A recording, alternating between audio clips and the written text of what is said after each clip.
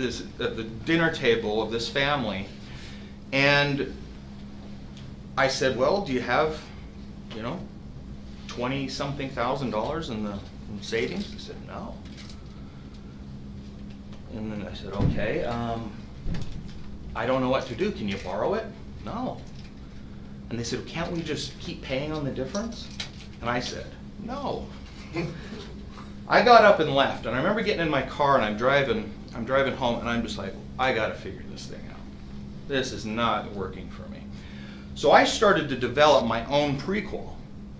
Now, flash forward 8-9 years, I was introduced to Mike Ferry. And a friend of mine just said, you gotta check this guy out.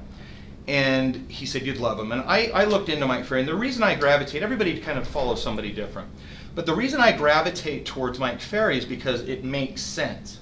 It's common sense. It's logic. There's not a lot of smoke and mirrors. It just is what it is.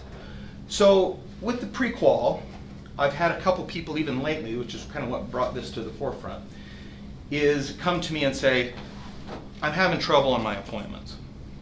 I had a friend of mine, and he said, this was last spring, and he says, I've been on 19 appointments and I haven't got one. And I said, well, are you prequaling? Well, I asked him a couple questions on the phone. I go, but are you using the prequal script? And he says, no. Why? Well, I don't like the way it sounds, and it's just not me. And I said, okay, that's your problem right there. It doesn't matter what you say on the listing presentation. It really doesn't, because he's already set himself up for failure just from the beginning. So let's go over the listing the listing prequal real quick. So who here uses it? I kind of saw a bunch of this. I know. Okay. All or some? Okay. Who here uses all of a? Now, it doesn't have to be Mike Ferry's. It's just having one. Okay. Okay. Do you ask every question? Yes. Okay. So a small percentage, yes. That's awesome. And your listing presentations are probably go pretty smooth, right? My belief is that the pre-qual and sending over a pre-listing package actually sets up the presentation for success. So I base my pre-qual and my pre-listing packet I do that, and I base it on I'm trying to overcome objections before they even happen. So when we used to do the class upstairs and we'd do the role plays in front of everyone, it was really awkward. I'd have to study and practice the objections because I didn't get them when I'm on my presentations. I rarely do. Like the commission one, I rarely get it. I rarely get the term of the contract. I rarely get a problem with 6 months. I just rarely get it. It's usually based on price is what really is the difference. And that's for everybody. Okay, because everybody thinks that their house should be worth more than it is. So, but when you get there, you should be prepared. And I look at the pre-qualification is basically they're loading the gun for you to go shoot them. Okay, so they're giving you the ammunition that you need to go take the listing. So let's go over just a couple things real quick. A lot of people have a problem. Well, let me ask you, who here can tell me why do we have a problem with the pre-qual? Scared of the answer. Yeah. What's that? Scared of the answer. Yeah, scared of the answer. Because if I ask the question and it doesn't fit, doesn't work, then I may lose that lead. I may lose that appointment. Just gonna say, we lose the appointment. Yeah, we're scared of that because they're so hard to get, right? I may feel lucky, many times I'll feel lucky that I kept them on the phone long enough just to get a yes. Sure. And then if I push it into the pre-qual, it'll be topped out of. Sure. I feel that. Sometimes you feel that when somebody's urgent and they want to get off the phone, yeah. Right? I'll give you just a little suggestion just to interject here if you want us to. It starts with confidence, first of all. If you are commanding during the pre-qual and you're commanding during the appointment, then they almost don't feel like they can say that they need to run. But another little script that you can use just off the cuff here is that you just say, look, I'm going to prepare for our appointment. That usually takes me a few hours to do. I'm going to do a lot of research. If I have any questions that come up during that, is it okay to call you? And they'll always say yes. And then I'll wait a little while, and then I'll call back and I'll say, hey, I was doing some research and some things popped up in my head. And I want to make sure that I'm 100% clear on how I can help you. I've got a few questions for you. Do you have a minute? And then you just go right through it then. So it's okay to do a two-step. You don't have to feel like you have to do it perfect all the time. Okay? But there's a couple questions on here that really kind of stick out for me. One of it is if what I say makes sense and you feel comfortable and confident that I can sell your home, are you prepared to list with me when I come out tonight? That's a tough one. Because what if they say, no, I'm not? Okay? Ask them why. Yeah, exactly. Okay, well, what would have to happen for you to be in a position to sign? Well, my grandmother's on the loan and she lives in Kansas. Oh, okay. You know, so now you know. The purpose of this is just to know what you're dealing with. And if they say something like, well, no, I'm not going to list with you, I'm going to talk to 8 people. Great, no problem. At least you know. Now you know. It doesn't mean you just eject, pull the ripcord, and you're out, and just hang up the phone and don't show up. It just means now I know I'm in stiff competition, and my job is to convince them. So a little script you use when you're at the listing presentation is, I know you'd mentioned before that you weren't going to list. You want to interview several agents, correct? Yes. My job is to convince you to sign the contract, just like it'll be my job to convince a buyer to buy your home. Isn't that the kind of agent you want? Okay? Something like that will all of a sudden put them in a position like, okay, he's going to come close me. I've now just said, here's what I'm going to do. I'm setting some expectations. They still might not sign. That's okay. But I'm telling them, here's what I'm going to do. And my job is to do that. And then you use it with logic. There's going to be a time where I'm going to try to convince an agent or a buyer to buy your home. I'm proving to you right now that I have the strength and confidence to do that. Isn't that what you want? Just be real with people and just tell them exactly what's going on. You don't have to try to curb around and like skate around the issue that you're coming there to sign a contract. Go ahead. When would you say that? Like more towards the beginning? Yeah, because you're going to go over your questions again in your listing presentation. At least you should, because you're going to go over this and having this, you're going to go back and revert to it during your presentation. Well, guys, hey, thanks for letting me sit down with you. Thanks for letting me come over. I'm really excited about meeting you and getting your home on the market. Can I just review the questions that I went over with you on the phone? Now, Nancy, I went over the questions with you, but Roger, I hadn't talked to you yet. Can I ask you the same questions? And then you just go through that. Does that make sense, Taylor? Okay, so then you just revert back. You say, well, you know, when I talked to you, you said you're going to be interviewing agents. Is that still the case? Yeah. Well, guys, my job is to convince you tonight to sign the contract and list with me, just like you're going to want me to do that with the buyer that's going to buy your home. Isn't that really what you want, is somebody that has the confidence and the strength to go ahead and ask you to sign the listing even though you said no? Yes. Okay, so stuff like that. I mean, when I walk in, now look, I seem like maybe I'm a little intense or sometimes confident. I'm not all the time. I'm just like everybody. I mean, I put on AC/DC on the way there. I'm psyching myself up. I'm a former athlete, so when I was in sports, you have to psych yourself up for the game, right? So there's many times I sit in the car around the corner, and I'll say affirmations, and I'll just get myself psyched. And then all the way up, I'm walking to the door. I'm walking to the door. This is my listing, my price, my listing, my price, my listing, my price. And you're going in there with confidence. And then you open up the door, and the first thing I say is showtime. It's my listing, my price. Hi, nice to meet you. This is my listing, my price. But in my head, I love it. in my head, it's showtime, right? Yeah. Okay, you've all heard that. Showtime. Okay, and I really believe that. It's showtime. You have to be who they need you to be. They don't want you to come in on meek and, okay, well, yeah, I know you said you don't want to list, but that's okay. You know, I'll call you and follow up in a week. They want you to come in bold. They want you to be confident. That's what they're expecting. Because if you use logic saying you're going to use that with the buyer, and then someone else comes in meek, that's a red flag for them. Okay. So that question's a really tough one.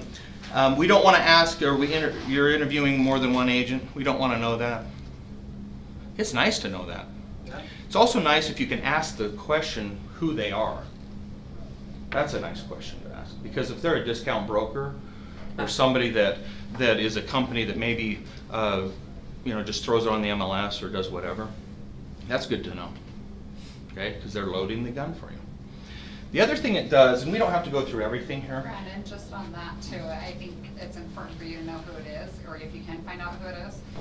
Because if you know it's somebody that is more experienced and does close, that's very true. you can schedule before then. Yeah, and sharpen your pencil and make sure that you're on your A game. Yeah, absolutely, that's a good point.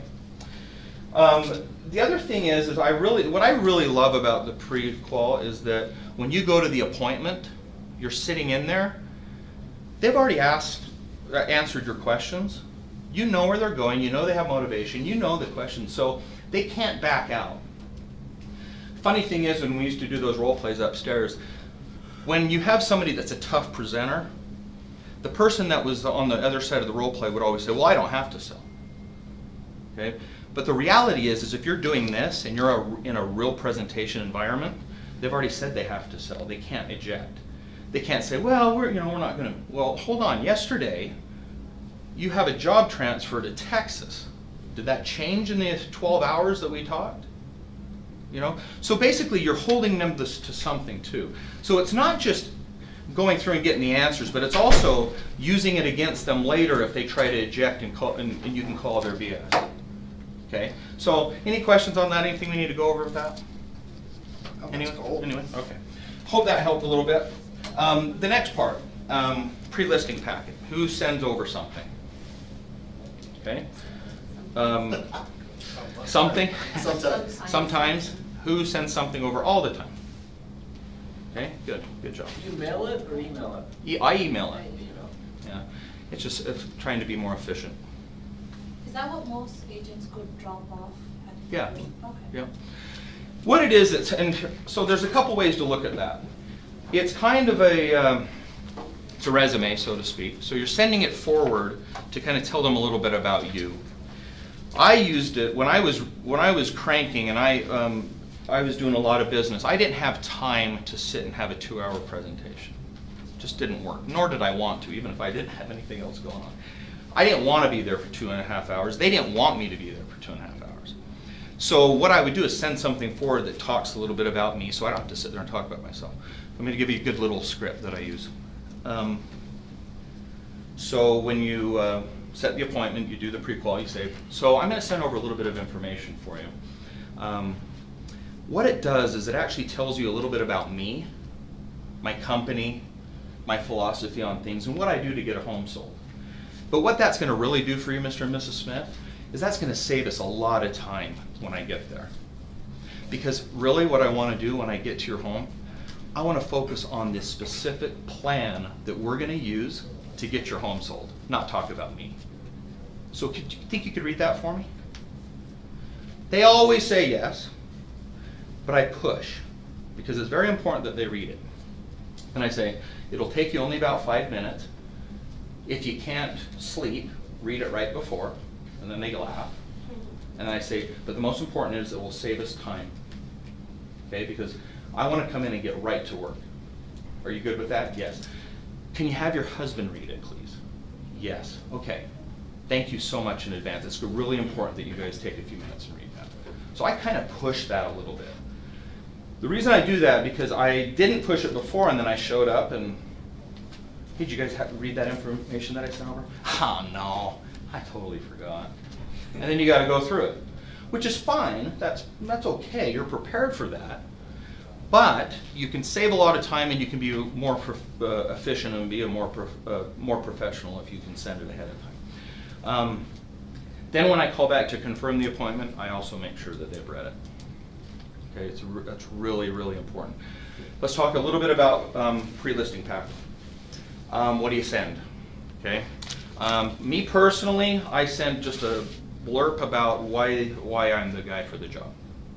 It's focused a lot on track record, years in the business, how many transactions, things like that. Okay. It's not long-winded. It's not drawn out. It's not me. I'm number 1 this, number 4 that. It's not a lot of that. It's pretty cut and dry about what I've done, my background and things like that. But it's like 5 or 6 bullet points. Then I have a separate one that is Century 21. stats on us as an international, national company, and then our local company here. Stats on where we sit within the Century 21 family. Okay, a lot of that kind of stuff. And again, not long-winded, not drawn out, nothing like that. It's pretty simple. And then I send references, and I try to have those fresh. I try to make those fresh all the time, and just so when people call them, it's they can say, yeah, he helped us last month, that kind of a thing. And then I'll usually write on there whether there was a seller or a buyer, a sell by or something like that, so they can relate a little bit. References, but again, that's it. It doesn't have to be a lot. And then if you have an action plan, consider sending that as well. But you better know it, because if you're doing a good listing presentation, that'll be part of your presentation. You want to know it pretty well so you can go present it well. Any questions on that? Anything we need to talk about that? Sean? So if you haven't closed 700 deals, what would you suggest for the About Me section? It's a good question. So when I first started, like I said, I was 23 years old, looked really, really young. I got challenged a ton. I just got done with playing football. I was a little confident, and I kind of had a little air about myself, and so people would challenge me a lot. And so I had to kind of be a chameleon and whatever. But what I did do is I looked at what my strengths were, and I focused on those strengths. So if you're new in the business, I would say I'm brand new in the business. I just call it what it is. People nowadays especially, they'll research you. They'll research the company. If you start fluffing stats, you just killed it for not only you, but the whole company. Okay, so be real. Tell the truth. Hold on one second. So what I did when I first started is I would say I'm young. It was obvious. I'd say I was brand new.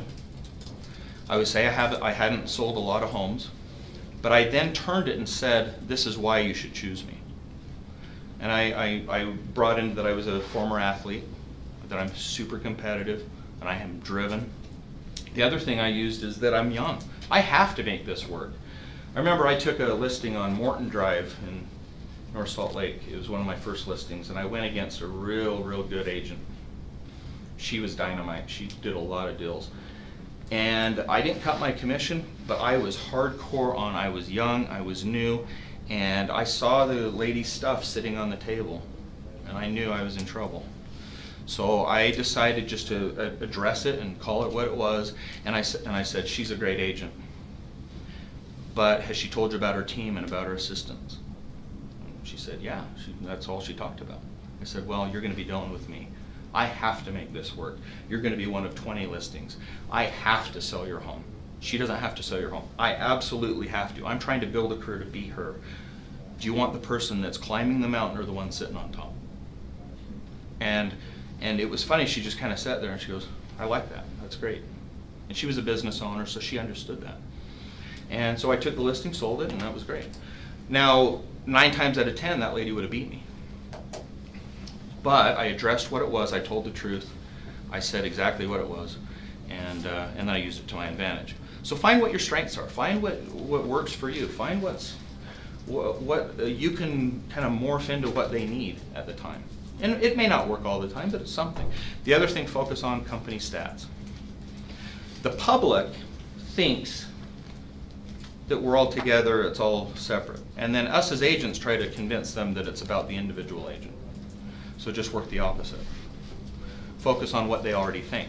If they think we're all the same, then focus on that. Our company's this, our company's that. We're number one. We have the best training. See, what's great is if you list with me, it's like listing with everybody. And so you can focus on the strengths of the company as well. And what's great is that we have a great company here. And so the brand Century 21 will always get us to that next step. You can always talk about reach. You can talk about we're not only local, we're national. In some cases, we're international. That will always spark something. So anyway, hope that answered your question. Curtis, did you have something? You nailed it. What was it? You nailed it. You nailed the spot on. I was going to talk about focusing on your strengths. Oh, great. The only thing I would probably add to that, when I was a new agent, I remember saying a lot of time, hey, I might not know everything that's going on in the business right now, but I'm surrounded by a good group of people that does. That's great. So, Isn't that something awesome? like that. That is incredible. I mean, you can just use that. You can use the brokers. Heck, you know, a lot of the top producers in this company we're friends with. I mean, and they're open books. Justin Udy's an open book. You can go up there and get anything from him anytime. Alma's a great resource because that guy will just come and tell you how he's doing. Brenda Lee's a sweetheart. She'll tell you whatever she's doing. There's a lot of people that will help you here, and you can use that. You can say, gosh, you know what? I'm personally friends with one of the top agents in my company. You know, she's gonna help me out, or he's gonna help me out. It's just being real. I truly believe that. There's so much fluff in this business, and there's so many egos and all this stuff that people do. But people want someone that's genuine. Yep. And that will always come across. Absolutely. Sincerity every time. Absolutely. No question about that. Okay, so any questions about that? Anything with In your pre-listing, do you do CNA? I send over comps, but I don't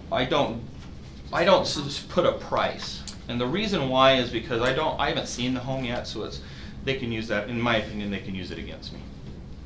Well, because they will have studied it. Well, ours has a covered patio, and ours has an RV pad, and you didn't even talk about that. So I think it can bite you. That people might say different, and I'm sure some people train different with that. But my personal belief is just to send over a few comps that are close, that'll give them an idea. One other thing with comps, by the way, just a little nugget, well too. When you do CMAs, make sure you always pull the homes on the street regardless of size or style or anything, because they always know what those are, and they always ask you about them. So know about it, even if it's not a comp, right? So it's on Banana Street. Hey, how about the one down the street? Geez, I must have missed that one. You just always pull the one on the street. The other thing about comps is in the pre-qual, when you say what price are you planning on listing with, or listing your home, and they give you a number, let's say 350, and then you do comps, and it's about 300, 310. Always find a comp that's at 350 where they said they wanted to list, and make sure that it's knockout, drag out, awesome. So then when they say, well, I really would like 350. Well, we went over the comps. I mean, everything's saying 300. Explain to me how you feel yours is worth 50,000 more than your neighbor's. Then they'll tell you, of course, and then everybody knows the objection handles to that. If you don't, that's for another class. But then they say, well, I really believe it's 350. Well, you didn't mention that on the phone. I did get a comp that's active right now on the market. It is 350. But look at this. It has granite. It has an RV pad. It has, yeah. So you're going through everything of what theirs doesn't have at the price that they want to list. And then you can say to them, help me understand how I'm supposed to sell that to a buyer when they see this one and then see yours. You have a great home, don't get me wrong. But apples to apples, oranges to oranges, yours and theirs, we're going to help sell theirs all day long. So it's a little nugget that you guys can use when doing CMAs and that kind of stuff. Go ahead. Do you, in your pre-listing, is that where you would put the commission? No. Or is that something you would? No, some people send over the contract. That's a pretty bold move to send over the contract. I just don't. Maybe it's laziness. I don't think it's either bad or good, or if anything, it's probably better than not. You're at least setting them up some expectations on your commissions. So I don't have a problem with that. It might be a good idea to have them read it over. I always identify on the phone. I always identify when I set the appointment. I'm a full price listing agent. I also identify when I call before I'm coming out to make sure, kind of go over everything. And then at that point, I also ask, and this is something Alan trained me on, is to ask if there are any other objections that may have come up. That way I'm not walking into it. That's good. I like that. Write that down. That's a good one. And then I like that. And then when I sit down with them, it's already been mentioned to them twice, and then I go over the contract, mention it then. Yeah. And just. That's a go good right through segue. it. Yeah, and I love that. Those are good little ideas that work really well. One thing I will say is that a strong listing presentation, a strong pre-qual, strong pre-listing packet, you rarely get commission objections because you've shown a lot of value. If you go in there and just wing it, and you're not showing absolute value and reducing risk and giving them confidence in yourself because you're confident, then boy, you're going to have a tough time on commissions. You're going to have a real tough time. And if anybody in here is getting a lot of objections with commissions, you need to go deep within yourself and find what you're doing wrong in the other 3 steps, because it's there. It's not at the commissions. Mike will always say, if you're still getting that commission at the end of your presentation, you've done something wrong. Absolutely, no question. And I found that a lot. Again, in the beginning, 23 years old, I didn't know. Commission, I was hammered on. And like I said, those drive home, that drive home in the middle of the, in the evening, you're driving home late and you're just like, what just happened? I learned a lot from those days, and I really took inventory because I wanted to be good. I wanted to be a really good listing agent. So I didn't just take it as, oh shucks, that didn't work. I took it as what went wrong. And I realized that I didn't know a lot and that my natural talents can't always carry you through. That you really have to work hard and prepare for that appointment. Go ahead. You said it right from the start. Like one of the first things you said here today is set yourself up for success. Okay. So doing everything, all these little intricacies throughout the process, set yourself up for success. That's right. When you That's so walk in true. the door, you can just assassinate that listing. Yeah, and it's quick. You don't sit there for 2 hours. You don't sit there for 2 hours. You go in and it's pretty efficient. There's a lot of times, and Alma will tell you, a lot of you guys, Aaron, you guys will sit and go into appointments and people will be like, yeah, we're ready. Now, I always like to, even if it's a SOI, referral, do the pre-qual. They're expecting you to be a professional. If you're winging it and you come over in shorts and a t-shirt, and crack open a Bud Light with them and, let's do this contract. All right. You're setting yourself up for a very, very bad scenario. I look at it this way, and I've trained a couple of people on this that have come to me and we've talked about it. And most people either try to put themselves on this level with their SOI and friends, or they go the opposite way, and even with people that aren't their SOI and friends, and they go up here like they're the authority. Like they're up here and those peasants down below, or you're gonna be honored to give me your listing. That guy. We don't want to be there. We want to be right here. Okay? We don't want to be here. We don't want to be here. We want to be right here. Because right here, you're a professional. Okay? They're expecting you to be that. Okay? That also with SOI and friends, they're going to expect a lower commission. But if you go in strong as a professional, they'll be okay paying it. We charge them more. Yeah, it's probably a good idea. So you want to be here. You still want to be the professional because that's what they need. They don't need a friend at that point. They may want that. They may act like it. But you need to set the tone early. Even with people that I go in and I have it's going to be a slam dunk listing. I do the pre-qual. I sit down and go over it with them. I set expectations. I call them out on what they've told me already before if they try to change directions. Those are all strong things to do as a professional. And you may not need it, but it's a rep. You're taking another practice step with a live person, and they expect it and they need you to be that person. So that's Brandon, you future pace a lot. a lot. Time to get the sign, time. Yeah. Hey, are you, Chairs on yeah. the Hey, floor. I'm. At the very end. Well, I can't wait to see you guys tonight at 7. You guys picture ready for my photographer? I'll just sit there and say stuff like that. Do you have the key? Do you have a spare key, or do you need me to go make you one? Just stuff like that. I talk about the key a lot because it's funny. If they have a spare key, can you have that for me? And if it's sitting at the table, it's over. You're not your guy. It's over. It does not matter. They're mine. Thank you. Yeah. And they don't even realize they did it. Yeah. Exactly. Because you asked. You're strong. You're professional. You do that. Be ready. And it's so funny. I always ask for the appraisal, an old appraisal if they have one, and the key. And the reason you ask for the appraisal is so you can get measurements. I tell them that. And then one of the things right before I go through my questions, and then when I sit down with them, I say, do you have that appraisal? can I take a look at it? And the key, I see you have the key, and then I just pull it and grab it and put it towards me. And it just sits right next to me. And there's sometimes I'll just put the key in my pocket. It's over. I mean, it is done at that point. Now we know your secrets. Well, it's not. It's just one of those little things that, you know, it's because because you're strong. Now, if you go in weak, do you have the key? And, you know, then you see it sitting over there and you don't address it. It doesn't work that way.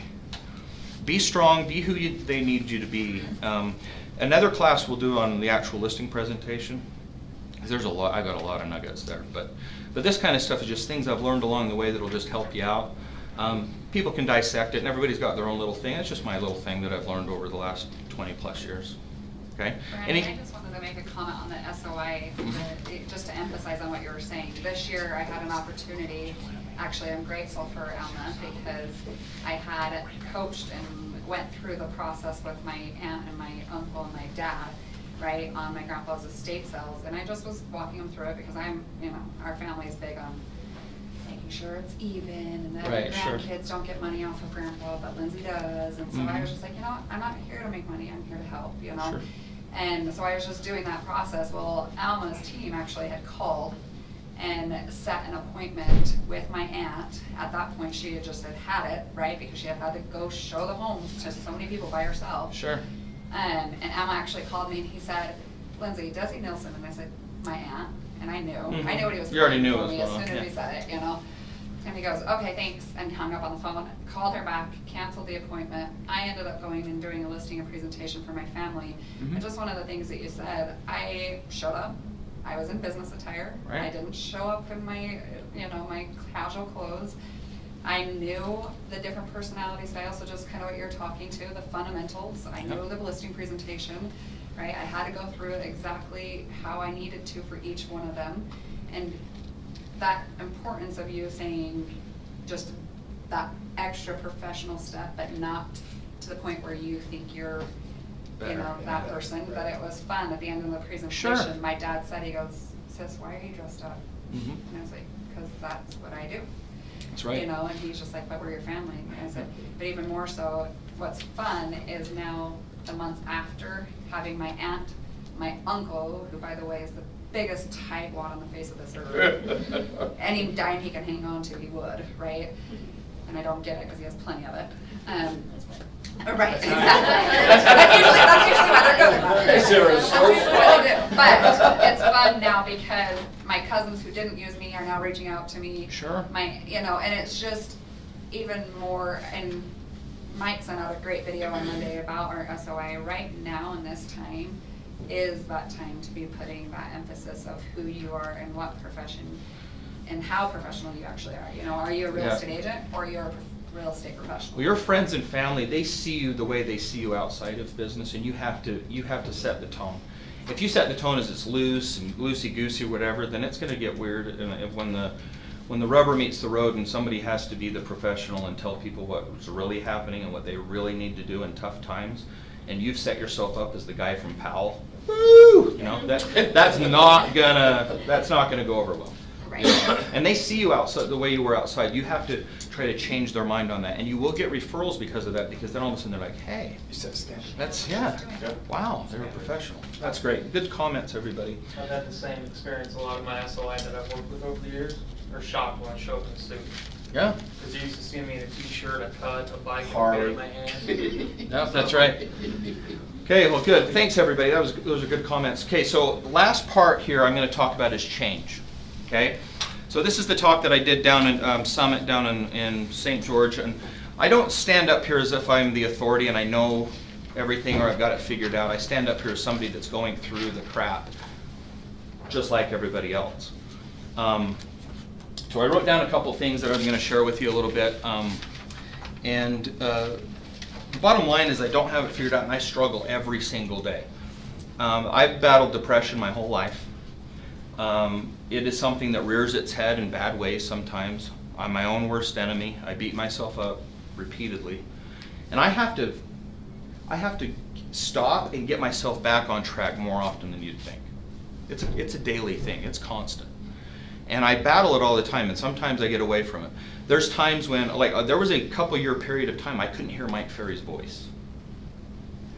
Not that I don't, I love Mike Ferry. But I couldn't hear it because it represented what I should be doing and not what I was doing. And it was tough. And you know, you don't listen to read books. You know you should, but you don't. Because you want to wallow over here and kind of, you know, roll around in your own stuff.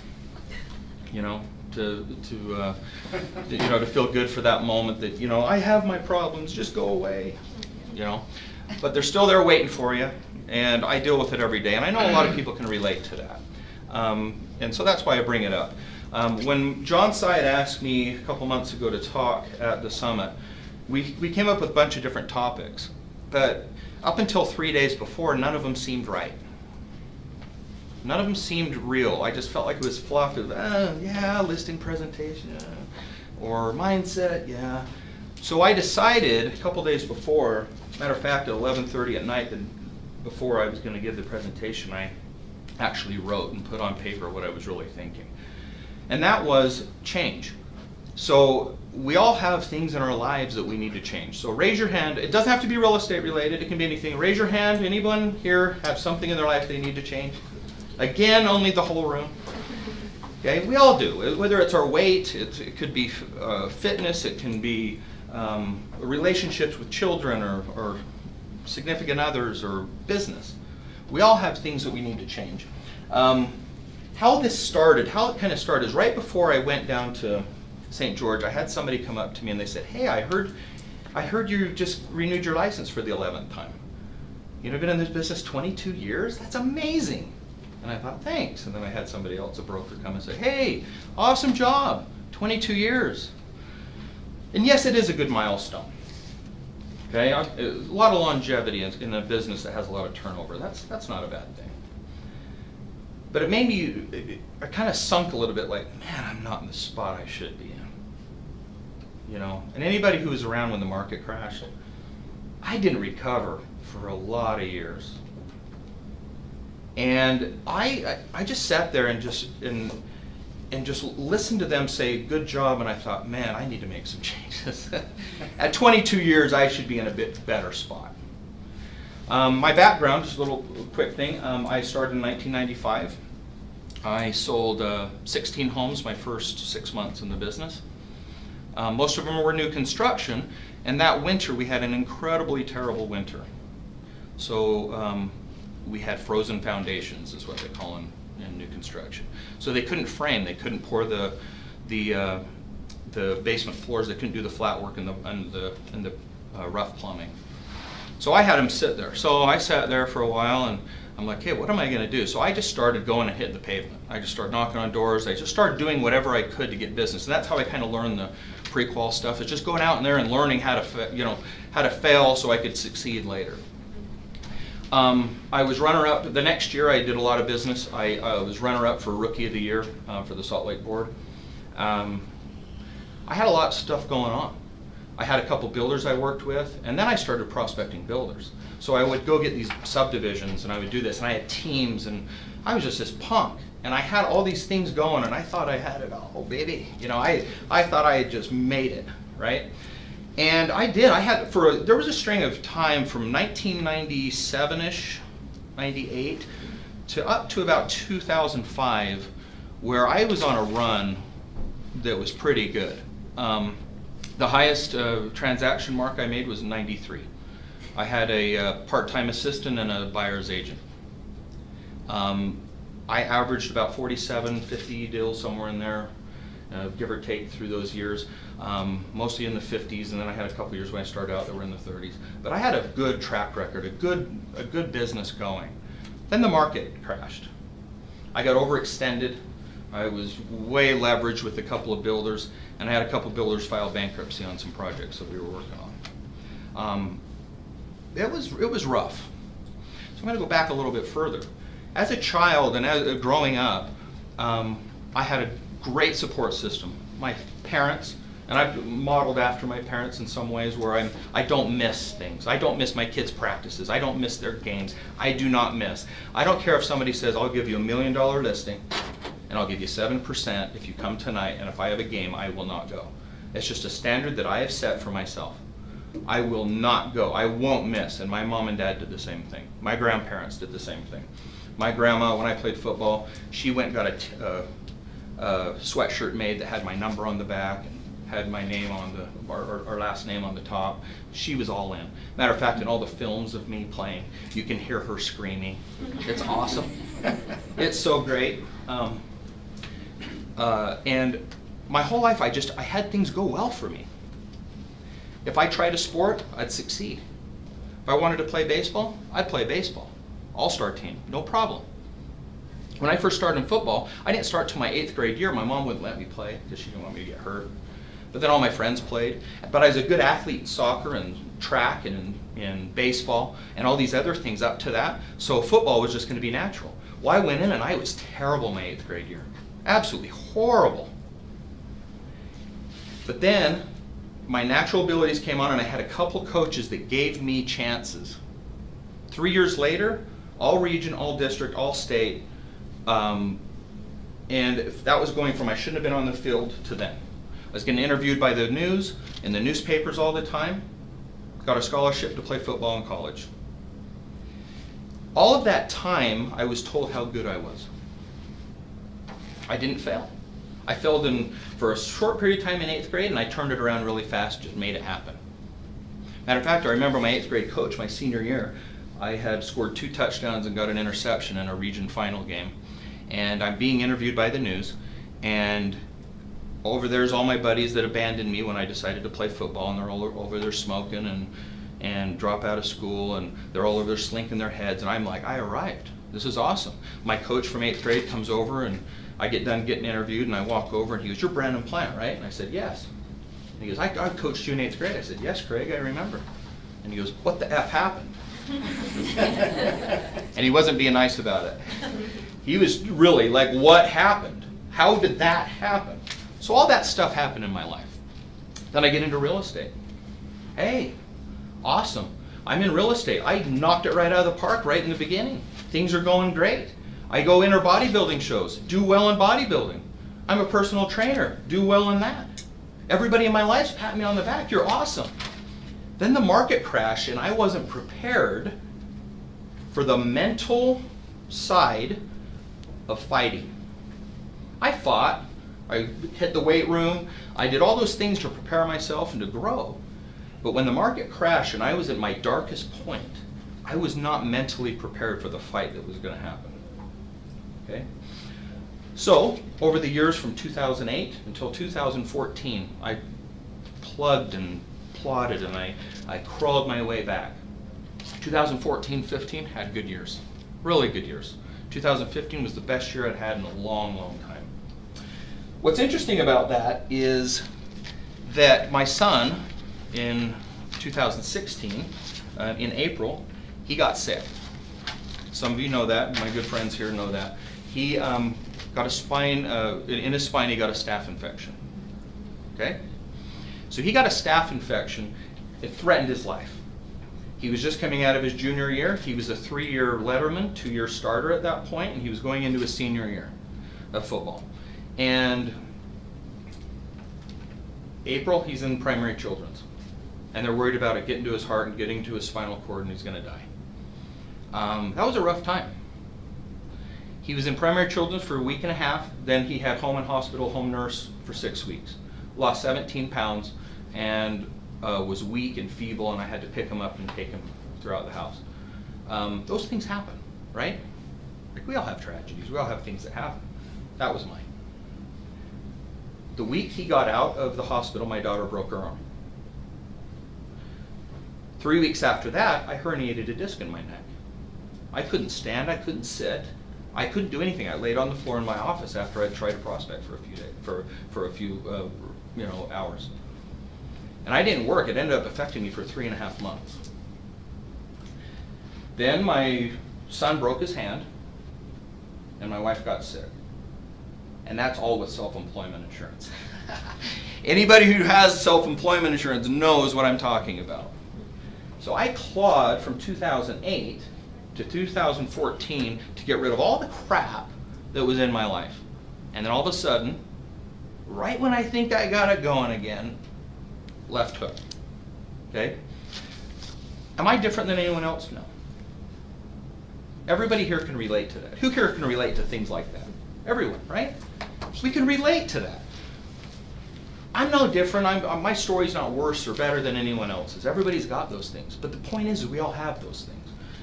I wrote a couple things down, and the reality is that I was living a lie to myself, because I was using those excuses as my story, and I started to believe it. And I started living my life as my excuses. I started saying, because my son got sick, because my neck. You know, poor Curtis has heard that so many times. My neck, oh my neck, I couldn't work, 3 months. I'm in the spot I am now because of my neck. You know, and then I have car problems this year. Major car problems that I didn't expect, that I couldn't do anything about, and it's just money going out. Oh, it's my car. Gosh, I would be in a better spot but my car. But we all have those excuses. The reality is that if I needed to fight through those things just like I did before. The time before took me a lot longer. This time's not taking me as long because I'm learning slowly. The universe is trying to teach me a lesson, and I'm finally getting it, you know?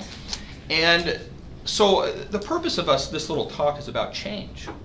And just realizing that we all have these things, but we can't believe the excuses. We can't live on autopilot of these excuses. We can't say that it's because of that. The reality is my car problems, it's because I didn't work hard enough to have a better car.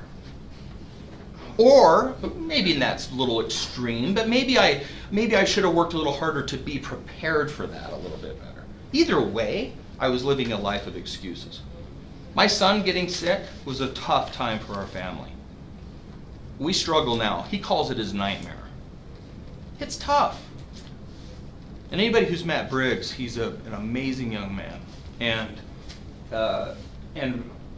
to see him go through that was hard. And hey, it's a legitimate excuse.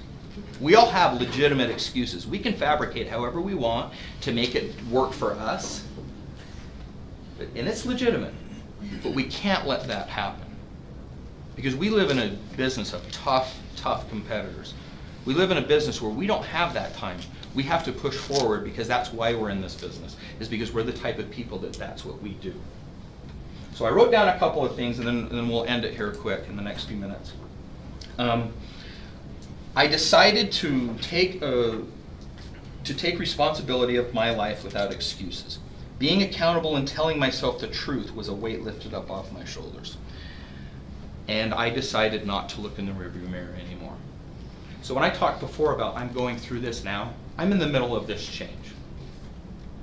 I made 500 contacts last month, the most I've made in years. It's not enough. I've got time to make up. But I'm pushing hard. I learned the lesson. I'm not making excuses anymore. I need to do my job every day. Because these people that are out there working 9 to 5 or whatever, you know what? They have to do it. Why can't I treat it like a business? I should treat it like a business. Our customers deserve that. Our family deserves that. But to be willy-nilly because we're in this business that allows us to be that way is not enough. We're at this company and we're in this business because we're different. So I wrote down a couple little things about how to change. And we've got just a few more minutes here. We all need to know that change is possible. Everybody raised their hands that there's things they want to change, whether it's weight loss or anything like that, right? Everybody did that, right? Awareness. We all have a story. The universe is testing us. But look within yourself and be aware. So be aware. The acknowledgement that you are in a situation where you need change is probably a good first step. The second part I wrote down is commit to that change. Commit to change. Back in 2007, I coached my older son that I talked about in Little League. And prior to that, I'd done bodybuilding as a personal trainer, all those things I mentioned, a football player, all that. And I didn't go to the gym for a lot of years. And I remember my son had all of his football buddies over at our house. And they're watching what this and that and the other on the big screen. And all of a sudden I hear him go, "Hey, my son say, hey, do you want to see the film of my dad playing sports? And they're like, yeah. You know, they're all 8 years old. So they pop in this VHS, and they popped in the VHS of my highlight tape from my high school career. And they're all in there, yeah, woo, you know, and they're doing all that, and you can hear them. And I remember I'm kind of sitting in the other room just chuckling to myself.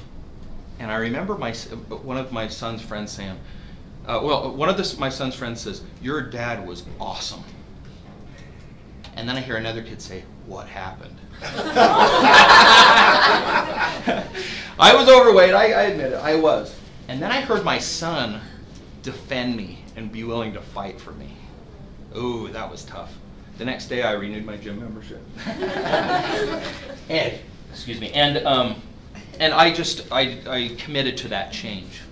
Okay? So then the next part is believe in yourself, surrender, and fake it if you have to. So let's go back to that story. I went to the gym that next day, and I got, I looked in front of the weights, and my body ached. Everybody can relate to that, right? Your body aches. Getting started with fitness, again, sucks. And I was in there, and I had these weights, and I couldn't do anything. I was hurting and everything. So I picked up like the 15-pound dumbbells, and they hurt. But, I mean, I could do 50s before, but so now 15, I'm like, oh, my ego and my pride, everything's getting tossed and turned around. I closed my eyes and pretended I was big again. I pretended those weights were 50s.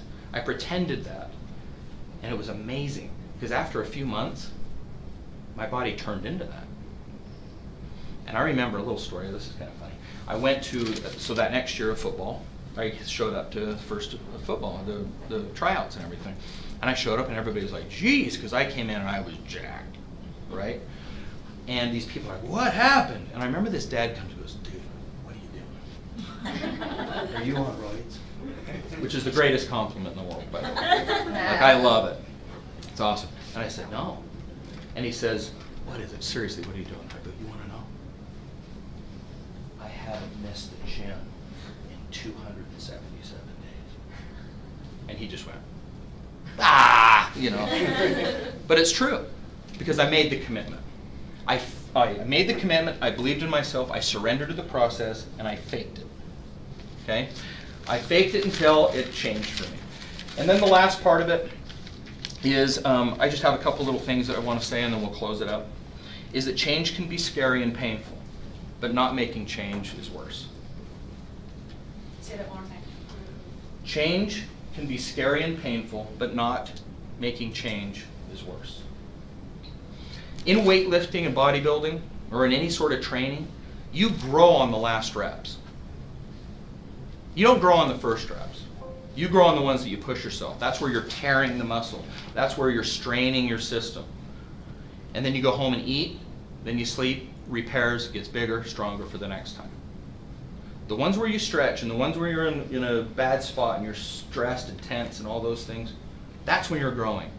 When you have anxiety about your job and your situation, that's when you're ready to grow. Oftentimes, the last thing I want to say is oftentimes change doesn't have to be big. It's small little changes that makes the difference. It's the small things. So just a question I want you to ask yourself is, what are you willing to commit to that's going to change your life?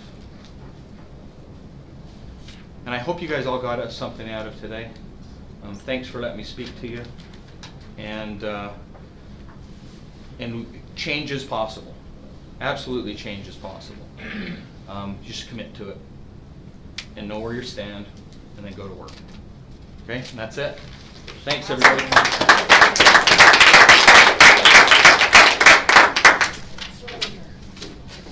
Awesome, Brandon. Thanks, Brandon. Very cool.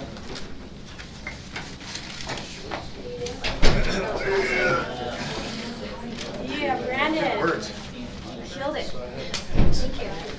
Thanks, dude. Thanks, man. Appreciate it. Awesome. Yeah, it's good to see you. Yeah, it's good to see you. Oh. Yeah, it's great to see you. Good, good.